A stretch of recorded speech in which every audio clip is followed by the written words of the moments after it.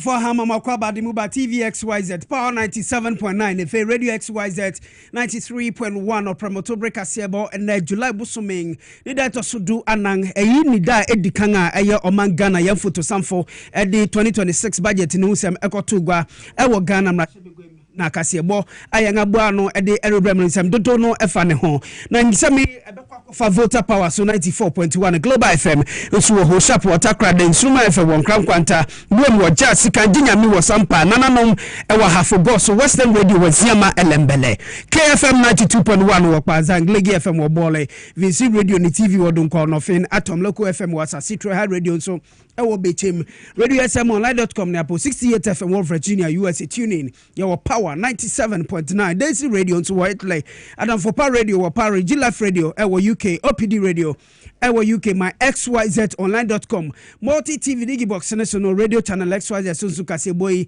and more enabia streaming live ewo Facebook wo Power 979 and TV XYZ Ghana Radio XYZ 93.1 ewo Facebook uko Nyansa Po FM ewo Shama Kasiebo enamho Gateway Radio ewo Enkwanta South 101.5 AOT Radio ewo Dambai Critical Chinso Anakrachi West so mipato ye wonyiwasi radio so honum nyina Kasiebo enam ho Rich FM ewo Asimfosu Wimpans and Pawidi FM ewo Pusiga uko ahafo Kenya sia yewo Anapua 105.1 FM so yen nyina ye live ewo honum obetimi di wadwe nkyere abreyen uko Amanonia yewo eye Loud Silence Television so ewo America ni nyina no Kasiebo enam honum any other platforms are edoso ewo Ghana ni Amanone information centers no wodoso ye pa any fence so no uko Trinity FM ewo Bogoso Sunset Radio wo bibie ni nyina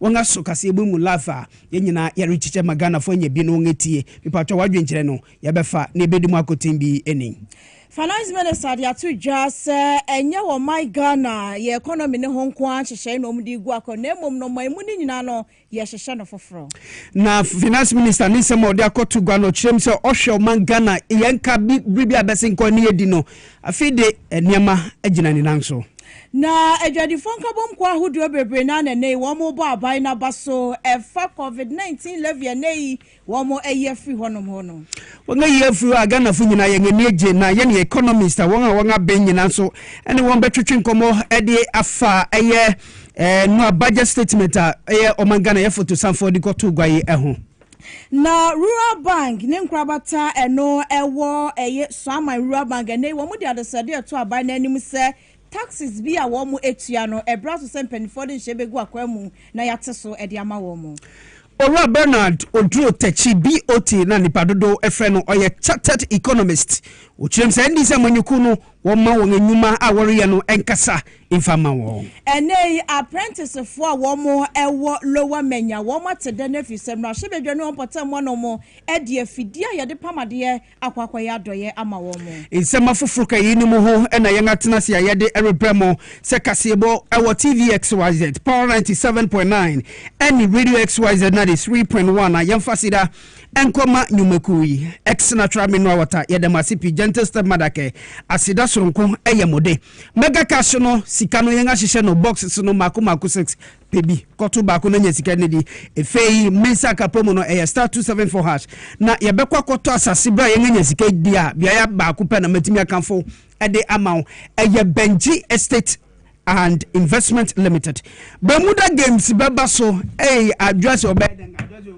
Kinkan Kasiebo Kinkan Kasiebo ni wi a mehwe se adwa on the 5th of December no bo no betumi akobobi ana sadwa ntimi dia Bermuda Games no ye beka ho asem ede akyeremom enyumeku wangada romanti na nadwabre yeti hanoma ye di Kasiebo ebrem wo TV XYZ Power FM any Radio XYZ so akinkanfo ene fida awiabre me den di akra Kofi Dako mene nana ajwa kwa achwa efensem no nunchiremu ankasa enen nyankropon yadom afi fofora ye besim ebeye opepombo so mengini da be dikan ewo afi apime bien eni eduonu esia 1st January 2026 ehu behia se ye benya sika ye di bebo omanga na ho bra na sene afi api ahankron ediokron ebien ye nga mamra no ekire no bedru afi foforo bia muma ewo se omanga na ye foto sanfo oko Ghana mrase begwem na sika ye de bebo man no ho bra no e wo so de ni nyina e ma yen eno enenam so tie no a Dr. Kasiela to force na oye oman Ghana yang foto samfo ekopuem wo Ghana mrase begwem nti senia yen amamra ne kire no kotu hu anam nkoye ne kama insema horo no de tu gba ba kwen ode bai ose ohwe senia won ebeje omangi efri opepombo sumi no mu wafiwem bepim eye November ye womi a eye nra ni da eye November busumi da toso du ebiesan no eka twitwiri dia amene omangana won frisa wotwe a ebinim besom omangana no abanfufura ba won atoto niama eti saa aka no nyina no dodo no akofem okirem se na nkasa se omangana yan foto samfo eni yera John Dramani Mahama Ghana man panyeni odi na bedi ye kire obinfo na anaje no pokwa agiman eni the entire economic management mimpo bepem ne yen hyeden nimu wo mudin so won abu adwuma no enam won sano adwuma papa won ayenti enam ma eka Omangana yedi wa manone no abafem. Ghana's public debt is firmly on downward path. Mr. Speaker, by October 2025, total debt had fallen from 726.7 billion Ghana cedis, or 61.8% of GDP in 2024, to 630.2 billion Ghana cedis, equivalent of 45% of GDP. Mr. Speaker, marking one of the sharpest decline in our history. Mr. Speaker, for the first time in over a decade, we have recorded a negative rate of debt accumulation from a positive 19.1% in 2024 to a negative 13.3% in 2025. Eyi eyoman Ghana young photo samfo Dr. Kasiel atuforsen onokroya san mrahye begwani ema disi a won ewo emfifi mantem potem baako wabo adwuma yie papa ama Omangana eka amene yen ekebia nipa bi bebo tu ho wo burugu tu ho bebre won etimi ntua won ebo wo ho samranse won ye economic wizards nso ne mebu akem truka anyeye enti sene akan insemi afoi no yebeko ahamane so na yeni opanyi baako ya ba no Omangana yan sikasem na sikasem in January afa na nyina wabin wom the thing admira obri yebua wabin wom ye papa economist opanemi mu ha mu akwaba ha TV XYZ Power FM any radio XYZ so sani amu ben ewo Omangana anase sikasem no eno the entire budget na opening Dr. Kasiela to forcing ediko to gwa no first of all no ne edikan no ni nyinara no anse ne ye bechiche mu aba no uhu ni nyina den.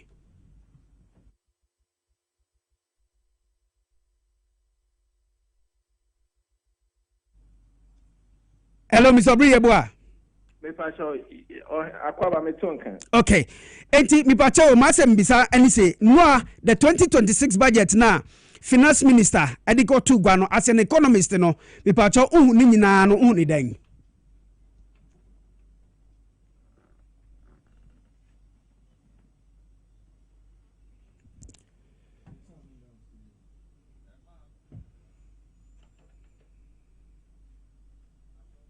Yeah boy ya huma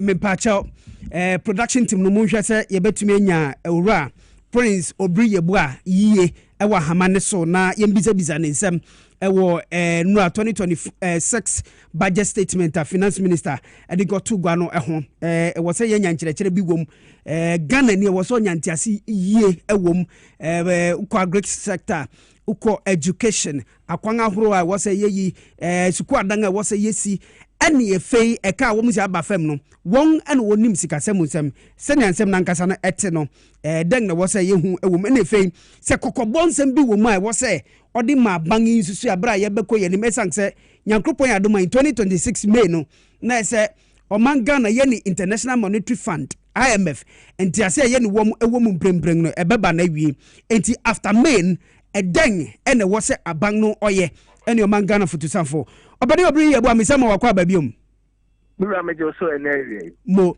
enti ni amri bisa nin uhwe enura budget ni nsem ni nyina no amepacho uhu ni den. All right, so far my bonus say budget was well coordinated. The uhwe projection and the review of the economic performance now each item no link up and how they try to coordinate the production and the other linkages, on the whole, it reflected the aspiration of many Ghanaians, and in the Empire Bonnet said a bit me higher than Abem, but on the whole, no, make us so far so good. Oh, very good. Obi Bisa say the figures are and Dr. Kasela to force and edit to Guano. Does it tally with the near system no mankasana? Well, say me picking item by item. Major ones ya kaya a what prominent impact ya brabo mu okay the line 34 our kasaba the IMF and the World Economic Group or my say about the 2025 projection say beko 3.25 and 2026 we expect so mine Ghana at the anase group by one every group by 3.1 or kasafa so many things now. The a year stand out for me about this full budget. How Abino focuses so much on the agricultural sector. Obibia OT budget, we could realize that Abino has set a new priorities on how our agri sector the engine of growth on this economy. Now the money is from say OSHA successive government budget here Abino the Babontia. When the time I hear Casa about agri sector focus on the production side. Ana abama fertilizer, ababa support way, ababa ye way, amanyama way akoso. But this time around, so we had the chain of command on us stream na agriculture products no every probaba abana touch on it. In one of the statements, the minister mentioned say Abana is dedicating a special fund. Link the agriculture produce from the rural areas in terms of road and infrastructure, commercial centers. Again, he also mentioned about the storage. It's one of the best things. About Mercury Juma, Baya Kono, Toma, producing Ubenya Tofo, Amomato, a choir with the best for Beba, I in say Yaquia and a menu and a boy then, Dano, and no touch, which is very good.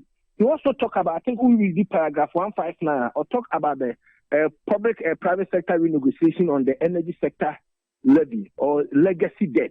How Abana Faswa Nuoma Kasama acquire Afaswama the energy sector debt while we negotiate Chairman Yemeni Biaba form. Meaning the outcome, the stability on the economy, social education sector, the number of schools and health centers. I think that our man who 2 years said will be back on massive infrastructure projects. Said within 2 years, not that red light, red, gold, green, it will be a thing of the past. When I look at all of them, I think that it's a step in the right direction. There are many and I have always been consistent about this. The penchant at which successive government and the ministers abolish taxes. And I am not fully in support of the abolition of the COVID-19 levy taxes completely. In the same way, I was also not too much in support of the abolition of the e-levy, even in the last budget. The reason is that Sewusha Ghana and Fahwane a toa buying a year free so before and Niema Boso. And so the commitment of this government in the last 10 months here. And Niema be or Peswayama Ghana, Efan and Toma Petran or ye, or Babana, ye Kasafa, and what I shall 3 SHS, or by or Bessayano, or by Yano, when improve. And yes, and Quatia Brumra, and Yahabain, who shared the ambitious project Abani Pesa Oye and covered or compared it to the expected revenue. Vis-a-vis the review and the reduction of both taxes now, it raises a critical question as to how the government is going to finance all those innovative projects. The fear is that, so you are not careful, or now, or back on the next term, no said the IMF, the second term of IMF, I shall not just say IMF, eco support to be. So I would have opted to instead or abolish all this e-levy, COVID-19 levy, or better modification. Now, why are near strong core said the bear a tono, the rate mean a was right, you better so nanka abwa a support specific. Ghana when you to say a baby and will be to the Saka free SHS until further notice. Odon Saka Ubenya problem. Nurses and teacher training allowances. Odon Saka Ubenya problem. And now Yura Mahama every free tertiary entrance fee or whatever that it is. Abeka people living with disability or so more tertiary free. A fan owner Sikana at their support tour. I would have thought that and Cabana and maintain COVID-19 levy, no, not only or dedicated funding for the free SHS, and to say, waiting in a was from poor, what so the Abba. Ghana need be any how person could trace school fees being into reasonably and Kaduana and Timina and Kasa, so that we get a dedicated funding for the free SHS. But as it is now, Abai have to call money from other sectors to come and support the free SHS, to come and support first year free tertiary school fees, to come and support persons with disability not paying fees for their tertiary programs. I think that the government is doing well, but those abolition or stoppage of correction of those tax revenues, I would have thought that enka pushi minim se obetina fa kwambi so e de niamani bie ayeden aba ebeboy the importers Okofaba Krana, despite the huge performance of the dollar, Okofa the bar of the city, Okofa Niamane the bar, Obeka Okofa free hold December. The free December be the dollar not entering crossing 16 cities. As we speak now, it is below 12 cities. Yeah. But Okwa so can for her, Oma catch and Nema boarding. Driver for the catch and Nema boarding. What it means is that the average Ghanaian, average businessman will never reduce price of goods or service because see the new performance about from orders, general economic stability. Okay. And tell that thought that once in a system, yet just say ama ya stable no, ama say ni ehun afan. Ko maintain ni no push the akwase ba bi nya dedicated funding. Ke babo aban na ma ni big push agenda no akoso tote ama economy ni na afan ntuma pefra e babo Ghana man. Nisa with the introduction of aviation levy no enu baba be replace bibi ti say COVID-19 levy ayeye fi o nisa. So we share the coverage of aviation levy now is dodo saying sector na how many influence na o nya fi ho as compared to the o year fi ho no. I agree. I thought that aban no announce opposition for the babo charge. So what be you we fi ho no akofa we dey den e dey aba. It would have been appropriate. Submit from my perspective. I'm not a legal person, but it would have been appropriate to submitting new laws to do modification than reintroduction of the new levy, so that politically you can have some kind of gains, and based on how you want to reassign or relay those inflows, Ghana for anything attached to free SHS, you can have a political gain. Make this and we introduce a new tax. Okay. Ansa na obekọ kra no mami bisa weyi. Yeriko yengenim no. Efutu ben na odibema abang ana kokobo sembe na odibema abang in terms of capital expenditure going forward. We are a very sensitive area na mamen kase. Se wo hwem pempia Ghana ye ko IMF ani ye say debt to GDP ye sika nso ani a eye no kre by adia economy sentiment kofa make today and say eba ne say na de bia no ye embark on capital expenditure ba niema na ye no mama use word fake product ye de maye se wo hwe Ghana ya bakosemu a ansa na ye be gu baabi ama ya benya first class road no na kwai na ye gu so more than 5 times inti so man temo aba we ba no aba sapeten after 2 years na say Masama me pesa me kacha aban say we should prioritize our capital expenditure. E kwen bia aban we pesa oye bia no. Yem fan say adin say ye na afebo. Of course, you are 21st century. Into koye sapeten 2 years na kwai na set up and some. Na ye say kobobo sia esa dia ba be ya. The next effect is that at every material moment you be borrowing to redo the same thing. Enti te kobasa wo samesia. And I'm saying 1 kilometer away. No, what about Shabam and San now they babayan? You are paying so much on the same thing. On capital expenditure, he should prioritize it and make sure that there's always a value for money. And now they are here, within 2 years,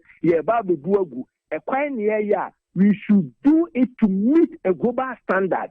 Again, I also heard about the minister talking about governance and the corruption practice. Said December is going to lay a new bill about the public sector workers, something. I think it's a good thing. The idea the corruption money.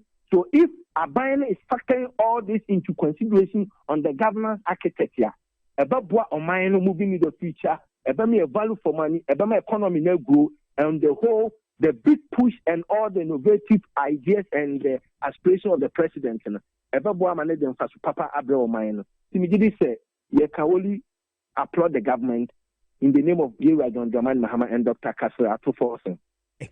Mr. Abreu, me pacho amanebo amenye free finance ministry, and he say, and exactly 4 p.m. the finance minister himself, Dr. Kasiebo Atuforsen, obewo yen studio ha. Inti nsema orike nyina no oguso a OTMT. Ose minka che say at 4 p.m. no auditor officer na monitor no TVXYZ so na ni sema okay nyina no so we taking into consideration ti anu yi bi wo wa by 4 p.m. no or the bema e wo kasa free so nti mpacho e anu monitor mai to here enti e be join mu nyame nhira mu yeda CP yeda say we eye owura obri yebo a oye economist e ba ne sikasem wa bin ye papa e wo ye mamu nti Ghana for at exactly 4 p.m. ene e wi ano nanga munhia Dr. Kasiebo Atuforsen obeba studio ha he ya bia miti he ya eno ba betena oni Mugabe Mase and obetwetwe nkomo afa budget no husem emu 84 p.m. Dr. Kasiebo Atuforsen obewo yen studio ha ajwa Yagusajanwa ewo 2026 budget munsema photo sanfo Atuforsen de kotu genre ewo my God na mrahye bedwafie mu na wode tu dwa se wo man no chechire ya chechire no enye sikasam ho ntoto yenkwa na aban no na ni di atwie se ye economy no ebegya na emom no wo mo de nhyehyaya hodo bebre na agu akwa mu sa resetting agenda no oh my Ghana sector biano and sabe Canada and big push afen so agricultural transformation any 24-hour economy and shahudo be na bani de agu akwamu sebeboa amayetimi achechire oh my Ghana ye finance minister in some way and etuja. The Speaker, under President Mahama's leadership, this government has chosen a harder but higher road, the road of reform, renewal and resilience. We have restored fiscal discipline, brought inflation under control, stabilized the cedi, and rekindled investor confidence. This is not just a recovery, it is a reset. It is a story of a nation that refused to stay down. This is a rebirth from the ashes of daunting inheritance, the heavy burden laid upon us by the previous administration. Mr. Speaker, it is indeed a revival forged amid the tempest of hopes, harbored by the ordinary Ghanaian, whose spirit has long been weathered by 8 years of hardship, impoverishment, and shadows of deception. Mr. Speaker, it is the story of Ghanaians who endured hardships with dignity and held on to hope when the road was rough. Right Honorable Speaker, we have learned a powerful truth, and the truth is that fiscal discipline is the backbone of national progress. Mr. Speaker, there is no shortcut to responsible economic mismanagement. Mr. Speaker, there is no shortcut for responsible economic management. Never again must we allow recklessness, waste, and indiscipline to define how we handle the people's money. Just away a finance minister Atuforsen and somebody to ja our budget ni mu bi ene ekotie no. Ejumaku enyan esian mrahye begweni esantua so ena o se wodi mfihye bien esi honom a double track no obeyi efio.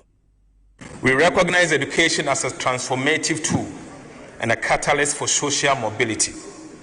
We will deepen our investment in education, especially on infrastructure, to cultivate a generation of informed global citizens. Right Honorable Speaker, we have developed a program, a 2-year program, to end double track. Mr. Speaker, education is the ladder by which nations climb to prosperity. And for Ghana, the ladder must be strong, wide, and within the reach of every child. Government is embarking on a bold and transformative initiative to upgrade, modernize and expand access to secondary education across the country, ensuring that every Ghanaian child, regardless of background or location, can learn, grow, and succeed. Right, Honorable Speaker, many schools are overcrowded and others lack the infrastructure or resources to deliver quality education. As a result of this, the previous administration introduced the double track system, which have adversely affected the academic calendar and the quality of our education. Mr. Speaker, government is rolling out a 2-year program to end the double track system in our secondary schools. We will expand infrastructure, enhance quality, and improve access.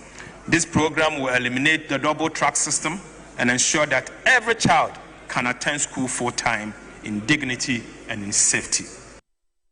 Dr. Kasiebo Atuforsen oye young photosamfo o se minkan chem se mfisha wotwe echiri a yen grofo ibaye e-blocks ayera John Dramani Mahama ofiase so resi na 2016 woko opposition MPP fu baye wanga ntuaso wanga anya ho hwe enti JM any onu ankasa so wanga babiem ntino ade wo bayenen maku 30 eduasane de wanga be ni wo behwe se e-blocks ni nyina no wo bewie na ebebua magana mufra enya baby akọ entuaso suku. Will complete 30 of the abandoned e-blocks in urban and peri-urban areas and expand access for students in high-demand areas. Right, Honorable Speaker, government has also decided to enhance infrastructure and teaching and learning resources to improve outcomes at the basic level. In this regard, Mr. Speaker, Get Fund will construct 200 new junior high schools, 200 new primary schools, 200 new kindergartens. So, Speaker, Get Fund again will construct 400 4-unit teacher bungalows. And Mr. Speaker, 400 places of convenience in underserved communities and schools. Eyi eyoman Ghana young photosamfo Dr. Kasiebo Atuforsen. Our finance minister and Seminumwa Enra wadi to just say ya watoba ku my Ghana mu and also no abinda da no de beso ye kon ene no tinton tan ye fi hono me no eye COVID-19 eye health recovery levy no ene abinda se wo mo etwemu. We promise to abolish the COVID-19 levy. With the support of this House, Mr. Speaker, I'm proud to say that I'm happy to announce that today, COVID-19 levy is accordingly abolished. Mr. Speaker, by abolishing the COVID-19 levy, government is putting 3.7 billion Ghana cedis in the pockets of the individuals and businesses in 2026. Mr. Speaker, these reforms will also reduce the cost of doing business by 5% as a result of subjecting Get Fund and NHIL levies to input-output deductibility for businesses, Mr. Speaker. Altogether, the VAT reforms is expecting to give back nearly 6 billion Ghana cedis to businesses and households. We'll give it to you. Give it to you. 6 billion cedis, Mr. Speaker.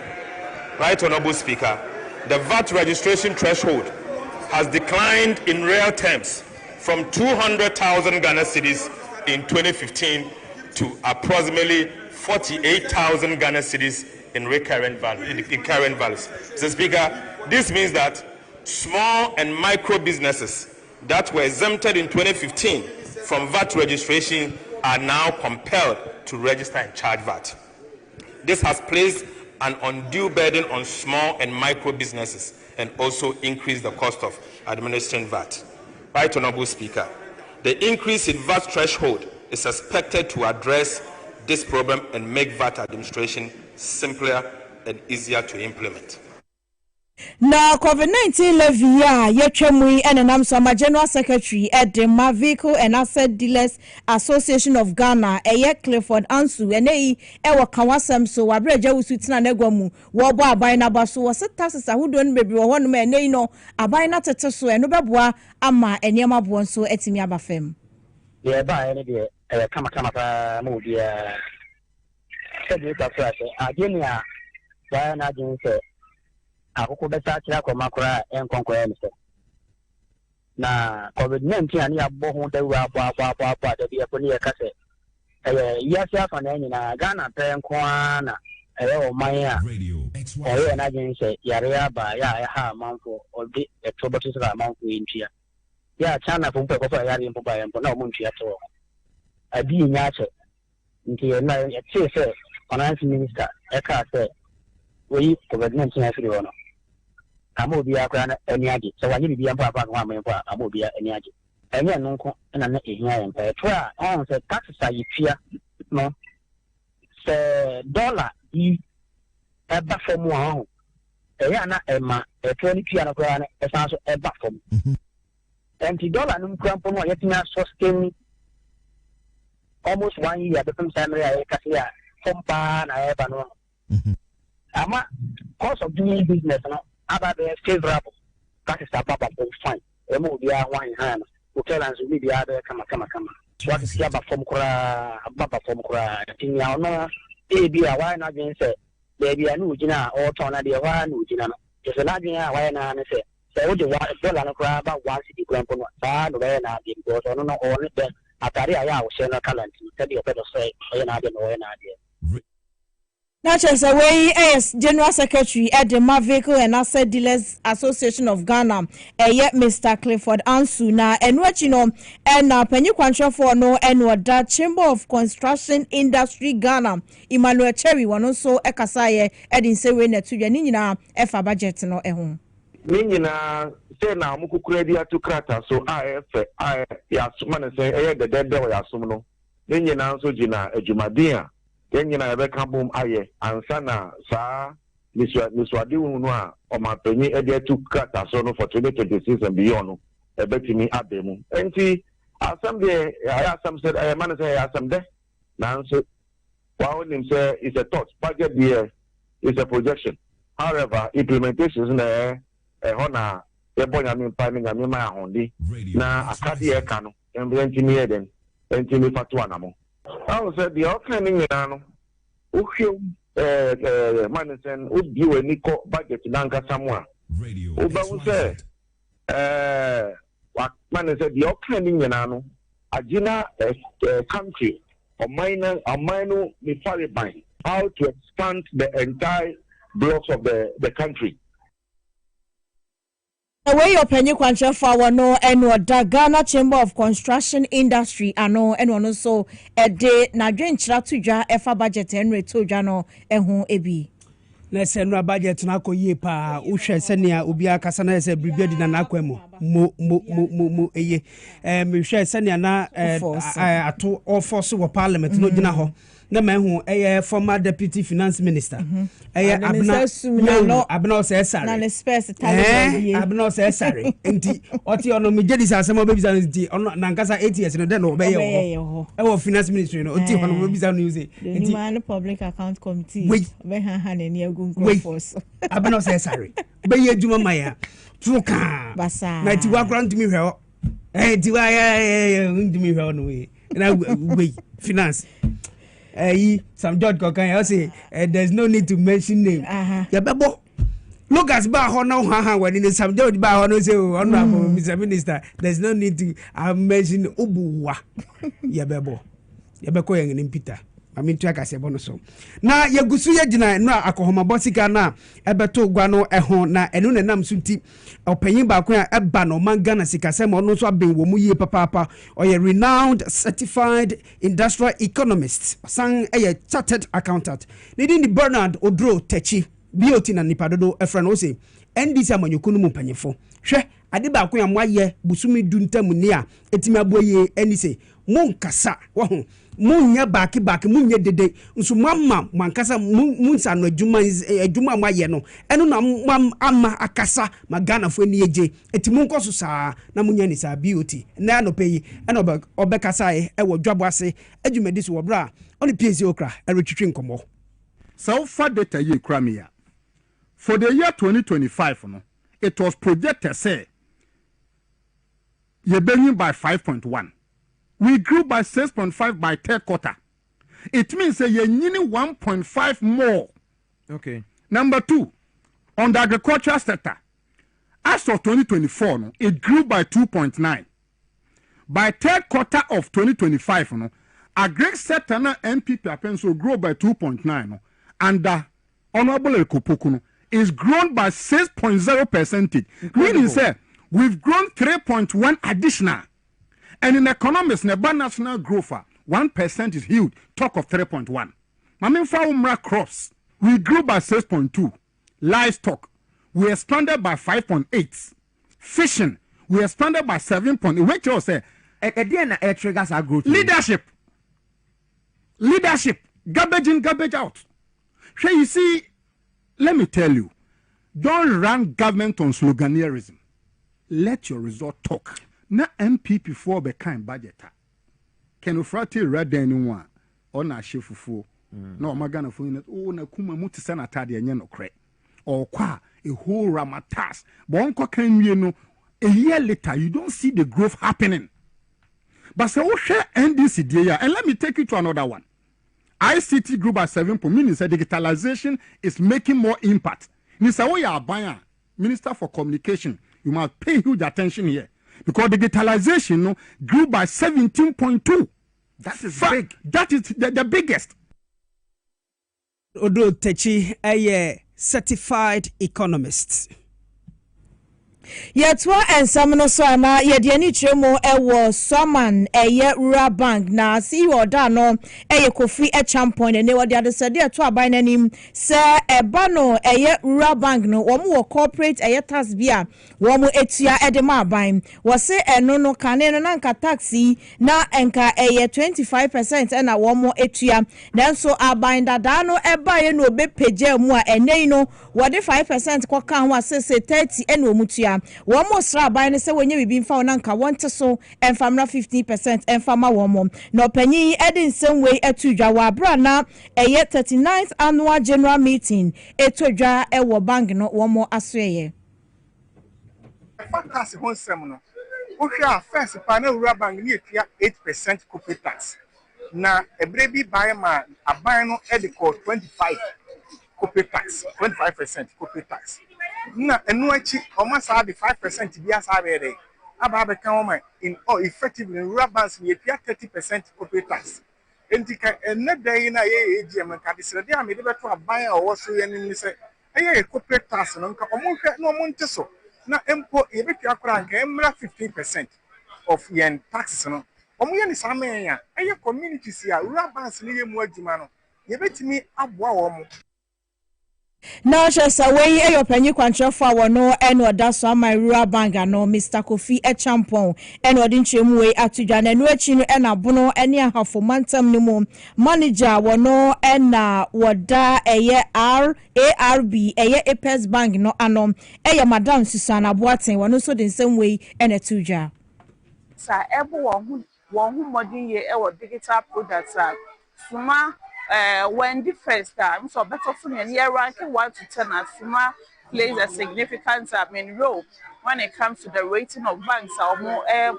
modern digital transformation the right and here the need just na ye kwofua na ya she bank ni kwan any board of directors won any swade hu a wode etnet the bank no abrano brano e wo ekwan pa e wo se wo faso no wodi won juba no ye kwofua anya hye won kwan se won kwofua na enhyehyɛ na wodi gu akoma enede ye hu Suma Rural Bank posing over 4 million profits before tax no wo betumi Akshamokina na afedasi say ye bedu ha no ye beba biom na bank ne modembo etumi akwa anim ye ba enti ene 39th AGM aye eni disem ye bo empanifo abaso ebeba Ghana mrahye begwem biom esank se no asetena ekoso no ora ana justice Paul Bafo Bonny na wo say ye genitum enso na mini micro minority fu wo se one penny wo pray ya fe habibu se yankinkan wo ye go kinkan no mo ye 69 dom dodon so ye go kinkan wo na mo ye 163 na say ye ni times 2 kra no still mini micro minority wo ye hu hwia enye ye mo amusadida vetting so mo se mo ntina se enye ya na babin se he Chief Justice yanga jewatum has accordingly approved the nomination of Justice Paul Bafubone as Chief Justice of the Republic in accordance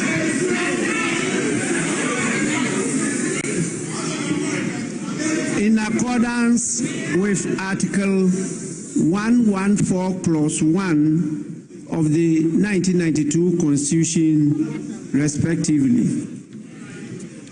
I want to take this opportunity to, on behalf of the House, congratulate the nominee on his approval by Parliament.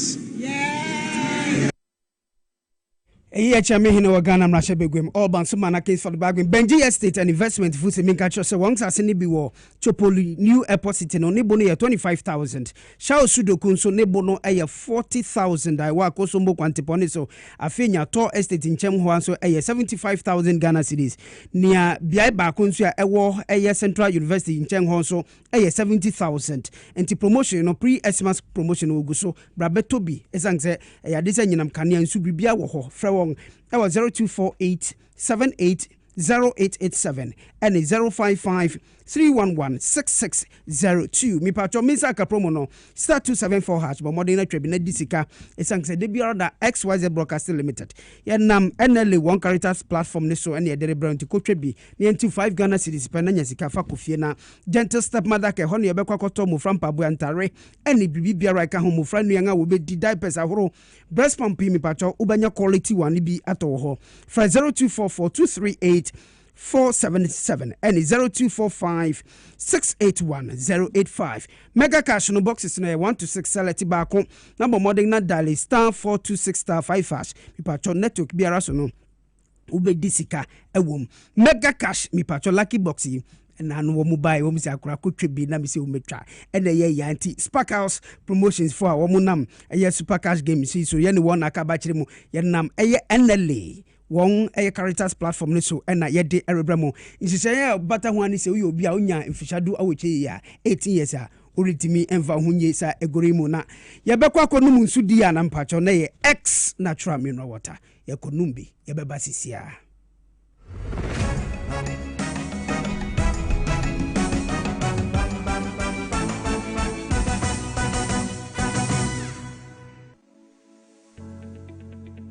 The National Petroleum Authority hereby cautions persons engaged in illicit storage and trading of petroleum products to comply with the regulatory requirements to operate in the downstream petroleum industry. The NPA Act clearly stipulates that no individual shall engage in any commercial activity related to the importation, exportation, re-exportation, shipment, transportation, processing, refining, storage, distribution, marketing, or sale of petroleum products in the downstream industry without first obtaining a license from the NPA board. Failure to secure the necessary license and properly regularize operations will result in confiscation of petroleum products, prosecution under the law, and decommissioning of facility. For more information, contact the National Petroleum Authority on 0302-550-380. You can also visit our head office located at Jolu of the N1 Highway or any of our regional offices.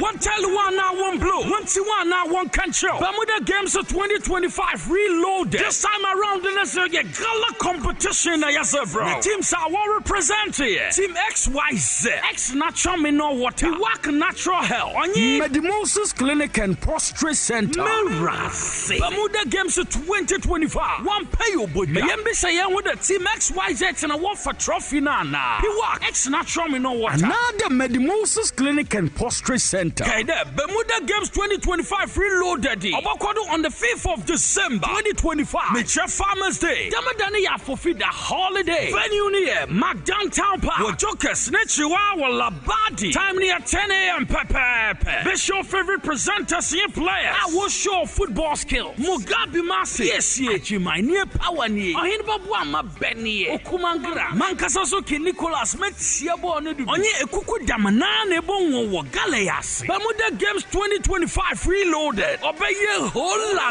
la.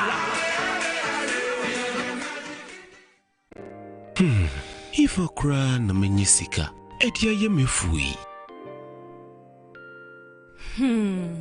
Ehin fa pa na menya bosia, edia tre medjuma yimu. Kai kra mabre, mi busia ato taxi fufu. Suhum Rural Bank. Suhum Rural Bank.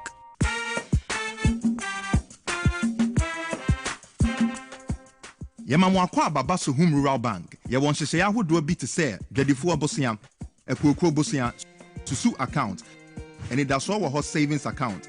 Me bada chain savings account, and then the keka ho. Suhum Rural Bank was 034229186. Now one so what to me aka say.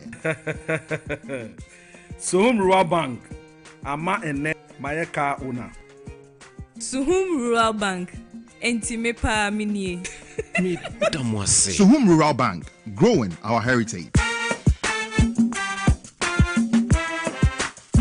Na ede na ya obayi a oda forma so ne yafunu mu emunumuni. Oh Mr. Entry also yare ya tete me ben fie pi nanso ne yam nyono da se me kire no ahodo amato a me hunu hwe a ebe ya nwanwa. Menyi ni se what ulcer tamfo Hexa capsules any Hexa mixture yanum bom kotia ulcer no bia ma no anom anka ne ho ato no dadaada ulcer dro de eno ani Hexa capsules any Hexa mixture ankom ni nkyeremu ulcer yekura eto yefunu ene ensunu mu etumi a wo yefunu ekeka wa wogire wo ho a enye ulcer etumi ema wo ye cheko ebra wadidi awie so how eye ulcer de a compare Hexa capsules any Hexa mixture nanum bom na ho ebeto pedudu atu a ko okanshi drug lane Kumasi Dani Herbal Takradi AA Mensa Anafre 02038228855 Apefo abatan ya woma won mofra no fo ene mofra woni mfie dumienu enka ho Hexa capsules ene ne mixture all satan for edie age adwadie nkrato yi atom.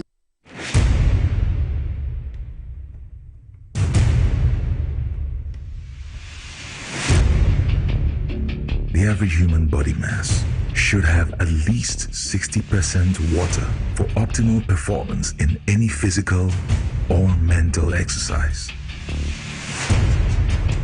We can help you maintain it naturally.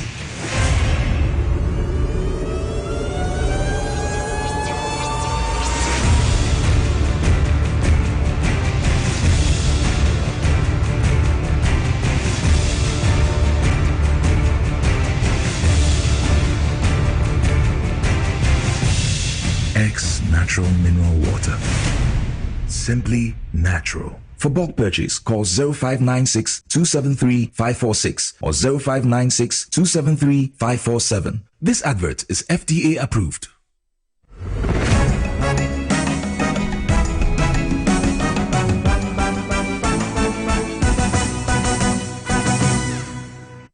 Sisama Trenya Higher TV XYZ Power 97.9 FA Radio XYZ 93.1 or Promotobre Kasiebo eso X Natural Mineral Water na moti hu semi pamocho nyankropon yaduma Bermuda Games no eno ya na ebekwa konom ewo ho nti upedudu etu amipato bra yen adwuma mu ha udu ha no makase wohwe eye Robert ananzu se obetimi agase wohwe akora mankasa mepue abeton bia ma wo enti bomodin betobi obetimi akomeko ma obiara mu nsuso akotobi ewo ho no ne bo no da fa mipato nsu a eni da ho enti se adan wanse no num wia na wakoma ho hyehye wo no we ye kama enti frɛ 0596273546 and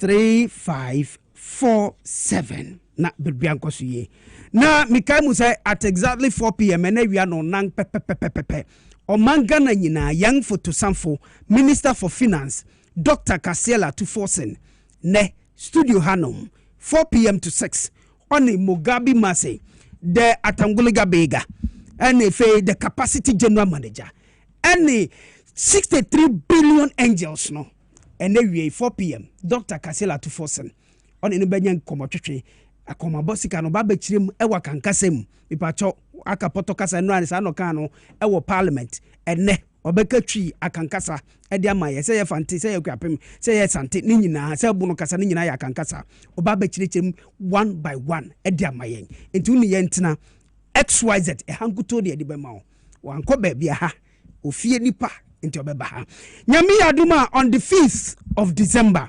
Bermuda Games ebeba so la Magdan Park honam Bermuda Games no ebeba abranti bi also friend green mi hwe ni nanga also bebo ball bi wey unang we yade bobo rade nyankropon na mi hwe abeba bi so na ordinary mi be kana se obi obo ameka ni ding de ela was obe Chester Bermuda Games extra try me know what afuso obetimi ye oboa wo mutimi hye yen na mi hwe na Dr. Moses Dogbache oda Medi Moses ano osi akura medrebo mi se dog afi we mi se ma training my slim dog still how you can say uni mama Medi ye be hye ena mi nkohwe a ena kodwa pia kwenu oni Dr. Prince Mototi o se hwe akura di kasa no nimka bagi keke akura kasa microphone echi a mi say hey dog one no ma mi 3po manum 3p no ma mefu na ye flat eti ye be hye on the 5th of December la Magdan Park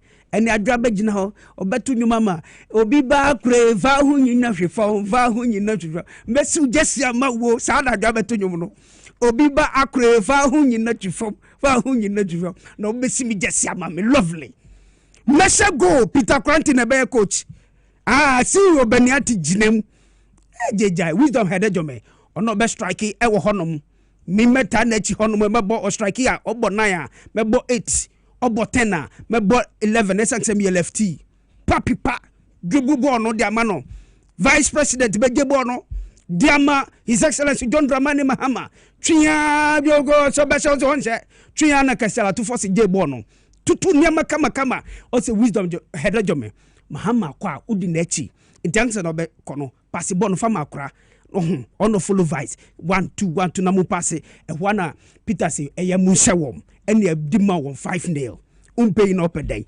economy na ye enti yenhia la Magdan Park hono Bermuda Games XYZ Broadcasting Limited X Natural Mineral Water Piwak Natural Health any Medi Moses Erade Robert X Fuba omudi nsunu ba ka che mu se mimi se ye be hye won osofo Prince ti ha obehye obebompa ya maye obeye sunsum niama wahu green de ontimi mobo no we are Elvis nso de eba so de ne yere ni manyina beba oba beto nyuma maye Ralph ye general manager Ralph se obehye go lovely wulinsu adina bakakra wuli adina ba wona echi kakra ntotimi mobo ne ve tie de besi ha lovely omanga de se ha na yedi nsam nyina besi e de amamonti Magdan no eye 10 am pepepepe sada no eye holiday ekwafo nyina da nti ye nyina ye hia ewo Magdan Park yenko jeyengani kakra kwabena wuko de mini ni ben no ene ye share commentary box no ewo hono ye di commentary nyina so ebebremo social media so live TV so live radio so live share ye on the 5th of December 2025 Bermuda Games yenko tinitini yempo mu kakra ebebu amapomoden aba yemfa nsem nsi he ewi abri akenkanfo ayedi Kasiebo no ebremo midingdi akra lovely Kofi Dako we say usham go park ni so a the guy say uhwe Kasongo man wan hwe hu mi ye o me timi dan we ho say ati say oboso gete o me ni nana ajwa kwa ajwa ya da wase mamuni tie ni hwe